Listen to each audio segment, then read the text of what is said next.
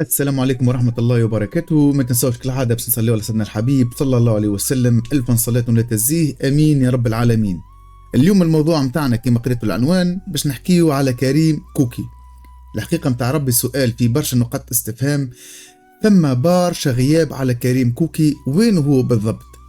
نحنا ما ندخلوش ما نسبقوش الأحداث متاعنا.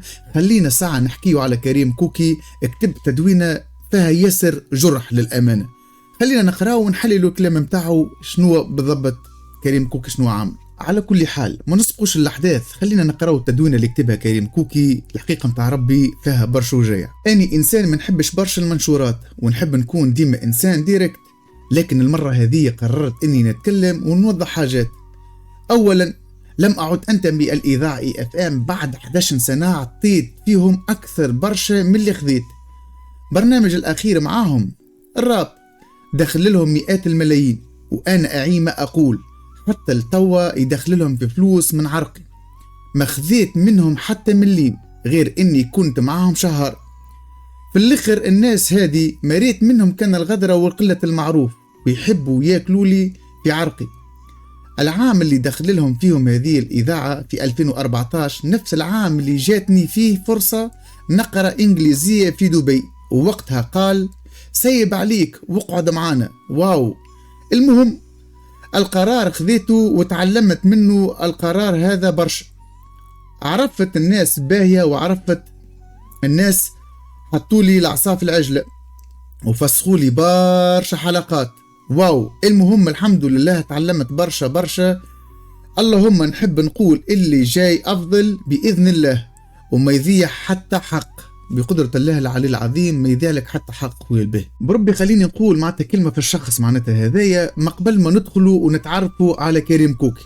كريم يا خويا يا باهي، حبيت نسألك من المنبر هذايا فينك؟ راهو من الارتيكل اللي قعدنا نقراو فيه راهو فيه برشا نقاط استفهام، يلزمك انت تخرج وتوضح لنا معناتها شنو اللي صار بالضبط. معناتها انت قلت معناتها برشا حاجات، لكن ماهوش مبرر يا كريم يا باهي يا تحفون تغيب على مده 11 عام. يعني عندك انت برشا وسائل نتاكل. راهو حبيت نقول لك كلمه بركه يا كريم، اللي يحب يحب واللي يكره يكره. راهو كريم كوكي راهو عرصه من العرس من الراب التونسي، نحبه ولا نكره ما فيش. هذايا تاريخ ما عمره ما يتمحى. نتذكروا نحن كريم كوكي قبل نعرفوه يدور معناتها بالميكرو تريتوار ويدخل الحومه متاع الراب ويعرف لنا معناتها في الرابير اللي كانوا مش معروفين، وجاب الكبير والصغير واللي يبكي على الحصير وشهرهم هو في الاذاعه اللي كان يخدم فيها مع علينا في ذكرى نحبه ولا نكره. ولو واحد فيهم رد الجميل متاعه معناتها على الشخص هذايا الحقيقه متاع ربي. والحاجه اللي تعجبني بيه متربي متخلق يعرف كيفاش يتكلم باهي. عباد باش تقول لك معناتها يا اخي انت تو ما تعرفوش الشخص هذا، وي صحيح والله لا تقربني به حتى اي قرابه ما نعرفوش. اي كيفاش تقول لي انت معناتها الشخص هذا معناتها باهي ومتربي وكذا؟ اني كيفاك يرى انسان كيفاش يعرف يتكلم ويتخلق، وكيفاش معناتها يواجه للناس، وكيفاش يتكلم مع الراب، وكيفاش يتكلم كذا. كفايه معناتها الاسلوب نتاعو يخليني اني معناتها باش نقول السيد هذايا معناتها متربي ومتخلق.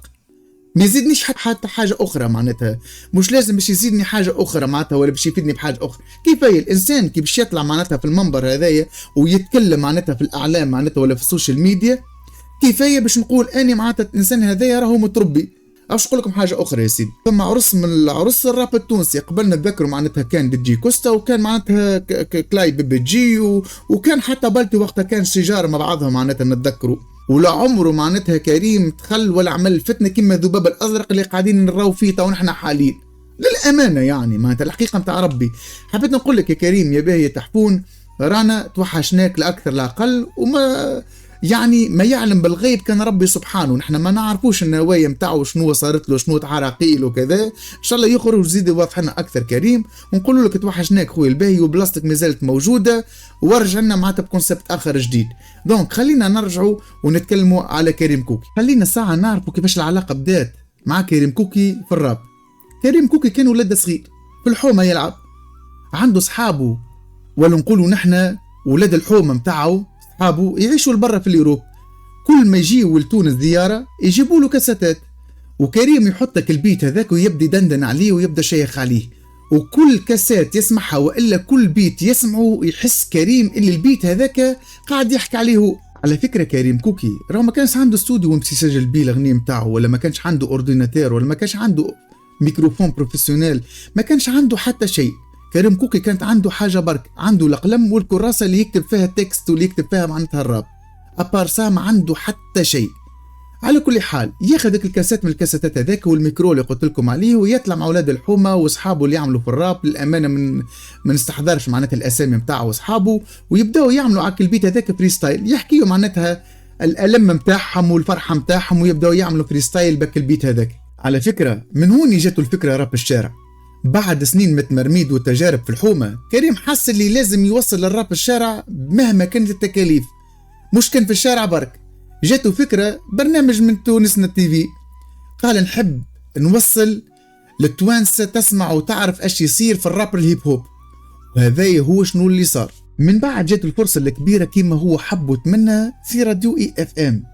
لقي الميكرووات اللي يحب عليهم هما بروفيسيونيل، ولقي الكاميراوات، ولقي الاضواء اللي يحب عليها هو، ولقي معناتها وين يوصل صوته باش تسمعوا العباد الكل في كل دار وفي كل حي. ما ننسوش في راديو اي اف ام راهو يعمل في حصة ساعة كاملة راب، والعباد الكل تتفرج عليه، ويعمل في نسبة مشاهدة بسم الله ما شاء الله عليه. وتوا هذا الحاجة اللي نحب نقول لكم عليها، والحقيقة متاع ربي ماشي موجودة عند الناس الكل للأمانة معناته، وهذه حقيقة. الحاجة اللي تعجبني في كوكي للأمانة يجيب في برشا فنانين من جماعة الراب، وفما حتى عباد معناتها صغار في العمر ويغنيوا في الراب، وبالعكس ويزيد يشجعهم ويأطرهم ويزيد يطلعهم على المنبر متاعه وفي الحصة متاعه هو، ويخليهم مشهورين. وهذه الحاجة اللي تحسب له الحقيقة متاع رب. للأسف تو مش تبدا العراقيل والمشاكل اللي بدات الكوكي والمضيقات مع الوقت. للأسف بدات المضيقات الكريم كوكي، هو يحب يعطي للراب الحرية الكاملة، ويحب يجيب اللي يحب عليه هو ويجيب من الشارع، ويحب الميكرو يكون مفتوح للمساحة كبيرة للراب الكل. أما الإذاعة عندها قوانينها وعندها البرمجة الإشهارات متاعها والأوقات متاعها، وما يعلم بالغيب كان ربي سبحانه. من الآخر كوكي خرج من الراديون وفد، وما عادش عنده هو باش ينجم يخدم وباش يكمل يواصل في العمل متاعه. وبالعكس يعني كوكي حتى كي خرج من الراديون ما قعدش مكتف في يديه، بالعكس خرج وزادت قوة وعزيمة بالنسبة له هو، وكان له درس بالنسبة له. على فكرة كي خرج من الراديون راهو عمل اوبن مايك، واي واحد ينجم يطلع ويغني. احضر في مهرجانات وتظاهرات هيب هوب، واللي صوته حاضر في السوشيال ميديا يحكي ويقدم النصائح للفنانين الشبان، ويوصل ويدافع على ثقافة الشارع والراب الهيب هوب. على فكرة كريم كوكي راهو منشط، والميكرو ديما في يده ويدور بيه من الحي الحي. وكريم راهو رابير قوي، ونقول له ربي يبارك لك، وان شاء الله ربي يعطيك الصحة والقوة وترجع لنا بإنتاج آخر كبير ان شاء الله. يا ربي ما نكون مطولتش عليكم، ونقول لكم السلام عليكم ورحمة الله وبركاته.